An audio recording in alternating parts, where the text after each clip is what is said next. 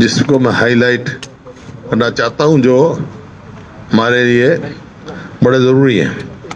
एक तो जो अभी इन्होंने यूनिवर्सिटीज़ के सिलेक्शन के बारे में कहा कि भाई HPSC और HSS कमीशन सिलेक्ट करेगा, वो यूनिवर्सिटीज़ की ऑटोनॉमी ख़त्म करने का एक कदम होगा, जो कि शिक्षा के हित में नहीं है, और ना ही नई शिक्षा के जो शिक्षा नीति है केंद्र की उसके अनुसार है ये, ना ही UGC की गाइडलाइंस के अनुसार है, ना ही जो आपने यूनिवर्सिटी के रूल्स बनाए हुए हैं उसके अनुसार नहीं है। सब यूनिवर्सिटीज़ ने अपने अपने बनाए हुए हैं, आप देख सकते हैं। ये तो एजुकेशन पॉलिसी है 2020 की। ये पॉलिसी तो बात करती है ऑटोनॉमी कॉलेजेस को देने की, और ये यूनिवर्सिटीज़ का ऑटोनॉमी ख़त्म करने जा रहे हैं, ये आप देख रहे हैं इसमें। उसके अलावा आप UGC की गाइडलाइंस देखें, ये गाइडलाइंस है UGC की, उसमें एक साफ प्रोविज़न है कि क्या कैसे सिलेक्शन होगी, किस पोस्ट के लिए क्या होगा।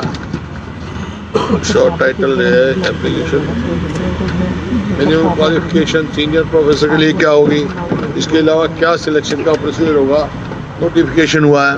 सिलेक्शन कमेटी क्या है, सिलेक्शन कमेटी एग्जिट, जैसे यूनिवर्सिटी में एग्जीक्यूटिव काउंसिल होती है, वो तय करती है, और उसमें कौन कौन होना चाहिए ये आप देखें हैं।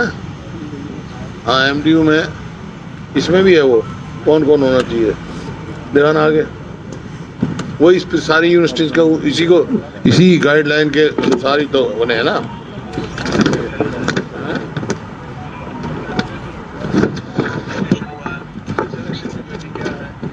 ये देखो constitution of selection committees and guidelines on selection procedure UGC का है, उसमें कौन कौन होंगे उसमें इन्होंने प्रोवाइड किया है कि assistant professor in the university के लिए selection committee for the post of university shall consist of vice chancellor और his nominee and accommodation not below the rank of professor to be nominated by the visitor or vice chancellor. 3 experts in subject concerned nominated by vice chancellor out of the panel names.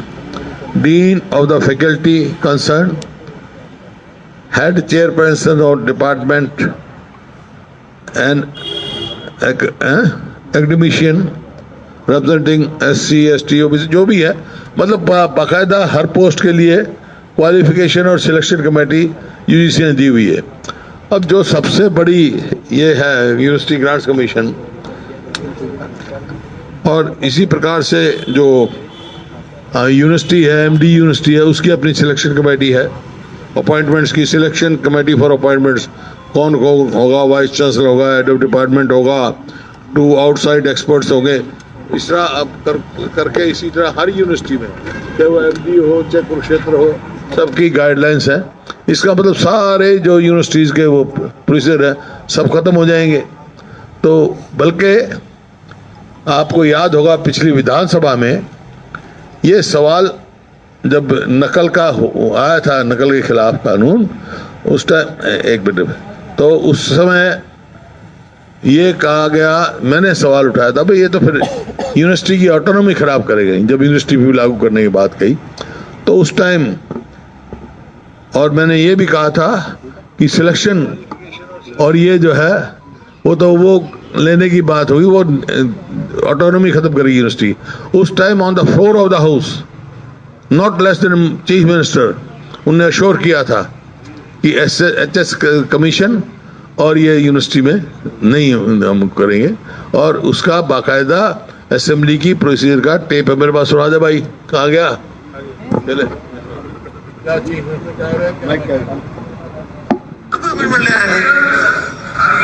Adopt करेगी, ये आपका ऐसी बात नहीं है। Autonomy adopt करेंगे तो why we interfere?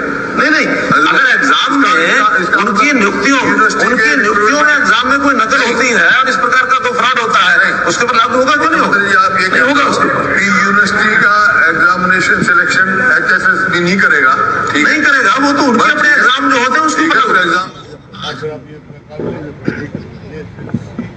खुद का on the floor of the house assurance है। ये एक बहुत बड़ा ऐसा फैसला होगा जो शिक्षा पर बड़ा भारी उल्टा प्रभाव डालने वाला। सीएम ने भी खड़े होकर कहा ना हमने किया ना हम करेंगे। सीएम तो इनसे बड़ा है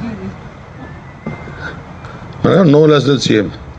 और इसी वास्ते आप देख रहे हैं यूनिवर्सिटीज की रैंकिंग जो है 2021 की जो 9 सितंबर को रैंकिंग आई है, हमारी एक यूनिवर्सिटी के सिवाय पहली 100 में नहीं है पूरे देश में, एक्सेप्ट ये MDU 76वें नंबर पे है, और बाकी ये कुरुक्षेत्र 119वें स्थान पे होगी, जो मतलब बहुत अच्छी यूनिवर्सिटियों में से थे, वो आपके सामने है।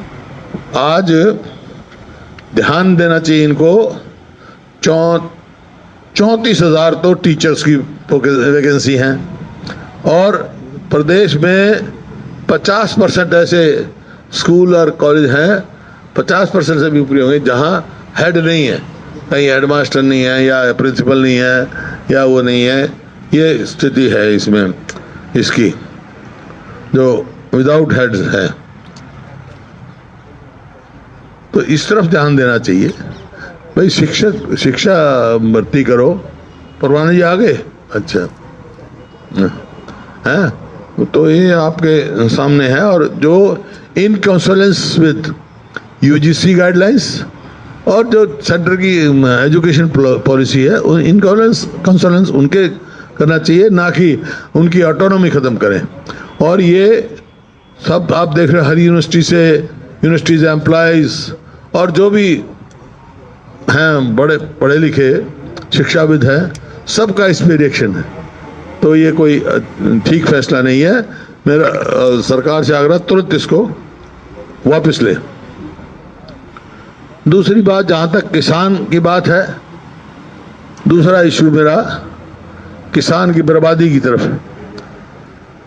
ये इनके कोई सा घोषणा पत्र उठा के देख लो आप, ये है BJP JJP का कि एक एक दाना खरीद करेंगे हम MSP पे, एक एक दाना की खरीद का इंश्योरेंस था। तो क्या बाजरे में क्या हुआ? बाजरे में 600 इन्होंने 72 रखा, और बाजरा बिका 800-900। वैसे भाव उसका 2250 MSP नहीं मिला। और ये कोई वो बात नहीं है आपके अखबारों की, मैं इतनी ढेर सारी वो दे सकता हूँ कटिंग्स, जिसमें ये है बाजरा का नहीं मिला।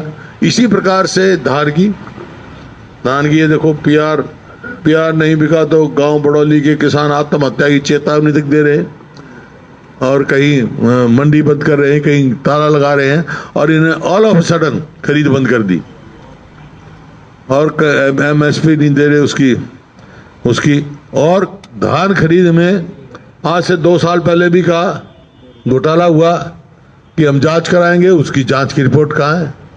भ्रष्टाचार चरम सीमा पर है। आज जो जांच की बात कही, जांच इस साल भी बहुत जबरदस्त घोटाला हुआ है। हाँ, मतलब जिस प्रकार से घोटाला किया, यहाँ के खरीदार तो, यहाँ के किसान को तो धान खरीदा नहीं, बाहर से खरीदते हैं। और ये भी कमाल की बात है, 1960 रुपए जो MSP है, उसकी रसीद उतनी कटती है, लेकिन किसान पर कटौती लगती है। वो कटौती का पैसा कहाँ जाता है? मॉइस्चर के नाम का, लेकिन FCI और वहाँ से तो 1960 पेमेंट हो रही है। तो ये बहुत गंभीर विषय है, और किसान को हर चीज़ का परेशानी देख रहा है। अब यह रोज बयान आ जाता है सरकार की तरफ से, कभी किसी मंत्री का, कभी किसी का, कि भाई खाद की कोई कमी नहीं है हरियाणा में। तो मेरा एक ही सवाल है, खाद की कमी नहीं है तो मेरी बहन बेटियां लाइन में क्यों खड़ी है? क्यों अखबार वाले फोटो देते हैं उन्हें? एक एक कट्टे के लिए सुबह बैठती हैं, शाम तक जाती है। कमी नहीं है तो ऐसा तो मैंने कभी सुना नहीं, कभी देखा नहीं हमारी बहन बेटियां लाइन में खड़ी हों। तो इस प्रकार से जो तीसरा मुद्दा मेरा है स्वास्थ्य का। कोरोना आया, महामारी थी, सबने लड़ाई लड़ी, लेकिन सरकार ने क्या कदम उठाए कोई खाली जगह जितनी है वो जगहें भरी गई क्या? कोई बेड बढ़ाया गया क्या? अभी ये डेंगू आया, मतलब बहुत सारे अस्पताल तो ऐसे हैं डिस्ट्रिक्ट लेवल के जहाँ डेंगू की जो मशीन टेस्ट करती है ना, प्लेटलेट्स की सेपरेट करती है, वही अवेलेबल नहीं है। डेंगू टेस्ट का वो पूरा किट अवेलेबल नहीं है, और लोगों को बेड भी मिलने में परेशानियां हैं, बेड भी नहीं मिल रहे, बहुत सारी परेशानियां हैं।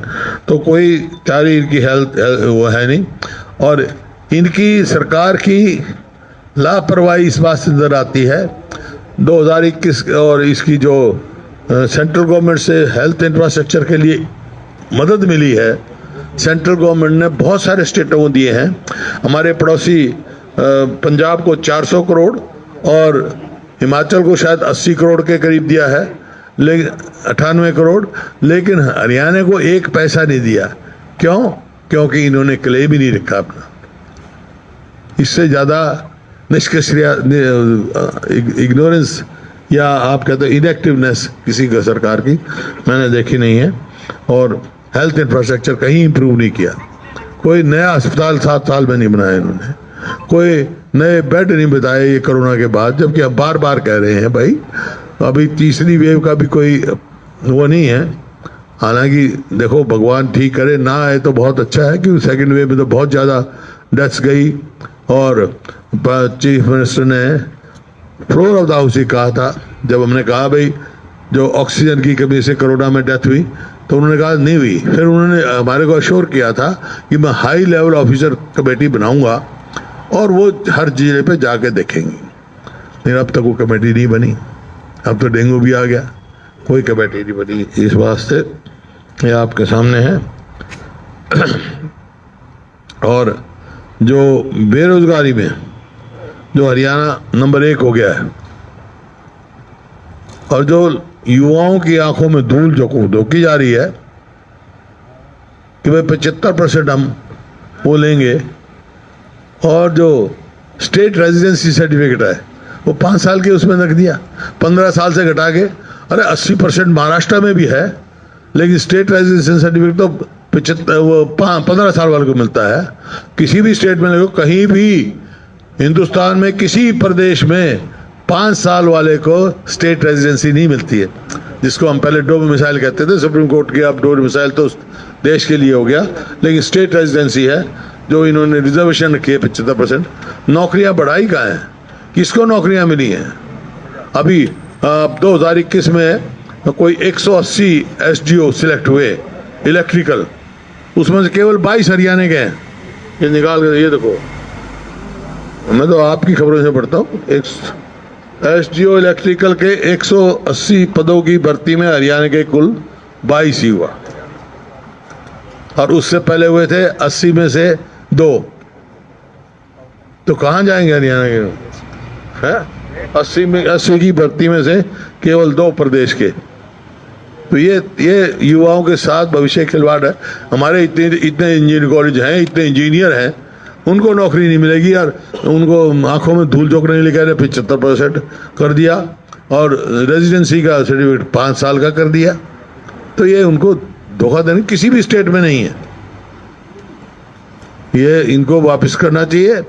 अगर हरियाणा के लोग बच्चों का भविष्य देखना है तो 15 साल ही रेजिडेंसी सर्टिफिकेट बनाना चाहिए।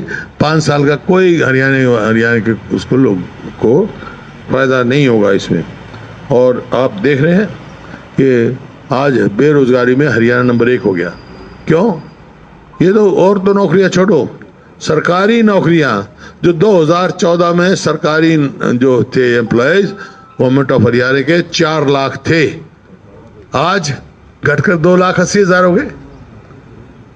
और घटाने पर है, बढ़ाने का काम नहीं। इतनी पोस्टें खाली हैं। हर साल 2.5 लाख लोग बेरोजगार बढ़ रहे हैं, लेकिन 4% को ही रोजगार मिल रहे हैं। है?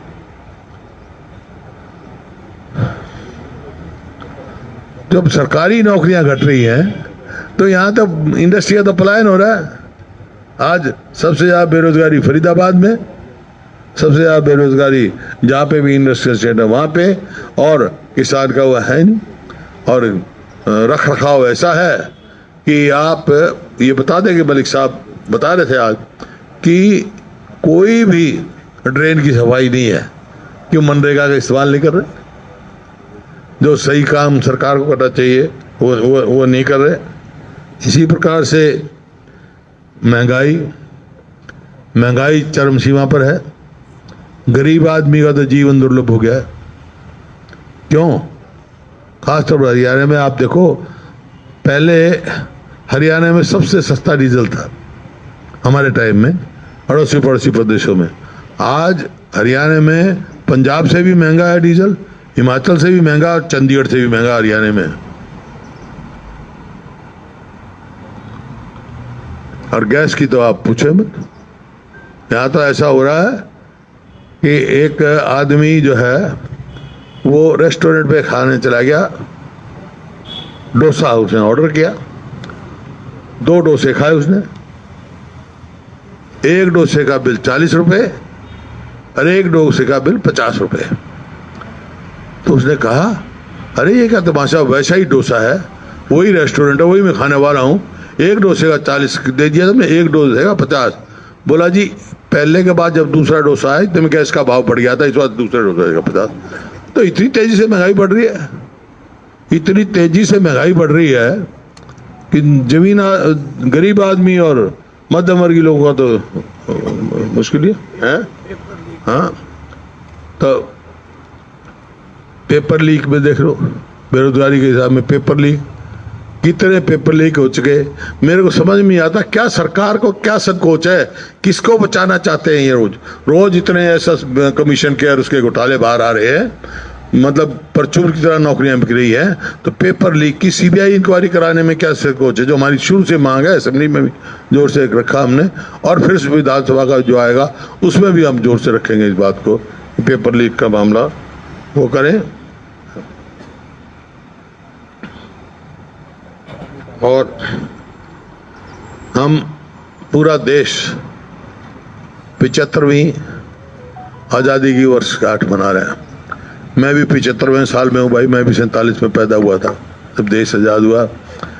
देश 15 अगस्त को हुआ था, मैं 15 सितंबर को पैदा हुआ था, ठीक है, 1 महीने बाद। किसने देश आज़ाद कराया? एक आदमी नहीं, 100 साल के संघर्ष ने, 90 साल के संघर्ष ने। 1857 में हमने पहला आज़ादी का संघर्ष शुरू किया था, मंगल पांडे ने अंबाला से शुरू किया था, और 6 घंटे के बाद मेरठ में पहुंचा, और पूरी देश में वो फैला, रानी झांसी और सब पूरे देश में वो आज़ादी की लड़ाई गई, और निरंतर लड़ते रहे।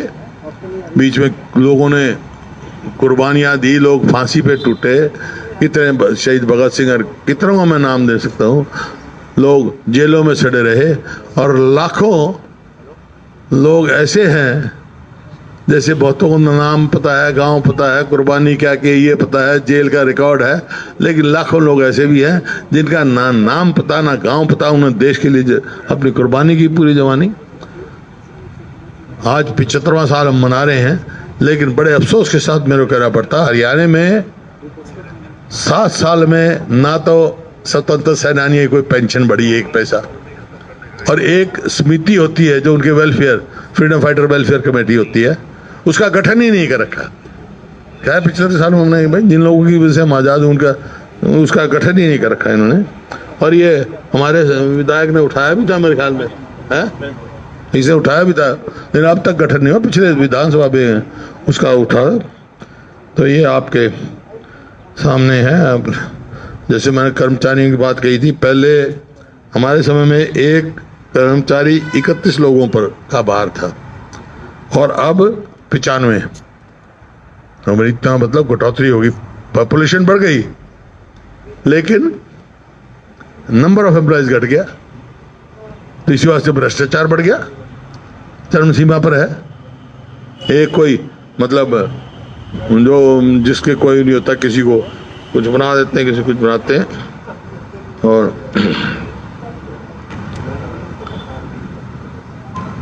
मैं तो आखिर में एक ही बात कहूँगा, बाकी आपके सवालों की इंतजार करूँगा, तो पूछेंगे।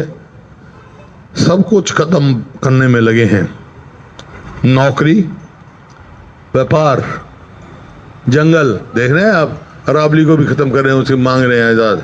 जंगल, पहाड़ और नदी, जो हमने जो नहर खोदी थी, ये दादूपुर नलवी नहर, कृषि, भाईचारा, कानून व्यवस्था और संस्थाएं जैसे यूनिवर्सिटीज की वो कर रहे हैं, शिक्षा, स्वास्थ्य सेवाएं, शांति और सुरक्षा, सब कुछ खत्म करने पे लगे हैं।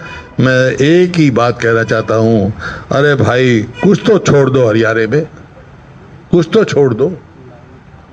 तो ये आज परिस्थिति हो गई। आज कानून व्यवस्था से लेकर अब आप देख रहे हैं किस प्रकार से जो राष्ट्र में जिन्होंने अपना नाम कमाया, महिला पहलवान, उसको किस तरह से गोली, उसकी माँ, उसकी भाई को भी, उसकी माँ को भी रोज ऐसे हो रहे, मतलब किसी को अदालतों में गोलियां चल रही है, किसी को लगता ही नहीं है हरियाणा में सरकार है, ऐसा प्रतीत होता है सरकार है ही नहीं।